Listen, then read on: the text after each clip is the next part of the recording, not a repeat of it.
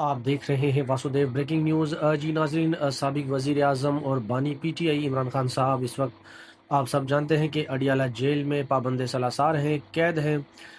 एक गिलगित बल्तिस्तान के शहरी हैं। उन्होंने सुप्रीम कोर्ट ऑफ पाकिस्तान में एक दरख्वास्त दायर की है जिसमें उन्होंने मौक़िफ़ इख्तियार किया है कि अडियाला जेल में साबिक वज़ीर आज़म की जान को ख़तरा लाहक है, तो उन्हें किसी महफूज जगह पर जो है वो मुंतकिल किया जाए।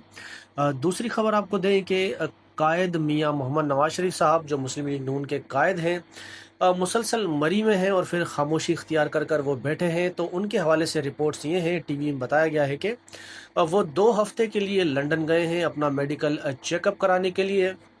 मियां नवाज शरीफ साहब लंदन चले गए हैं। वज़ीर आज़म शहबाज शरीफ साहब दोहा में हैं, जरदारी साहब चाइना में हैं और अवाम इस वक्त पानी में। ये हो गई बात। और फिर उसके बाद अली अमीन गंडापुर साहब के ऊपर इमरान खान साहब ने बहुत बार ये तनकीद की कि वो मुझसे मिलने नहीं आ रहे। तो आज अडियाला जेल के बाहर जो है अली अमीन गंडापुर साहब को जब हीट महसूस हुई तो पूरी काबीना को उठाकर वो ले गए हैं। और एक वज़ीर आला जो है, अब उनको भी बताया जा रहा है कि एक नाके पर पुलिस ने रोक लिया है।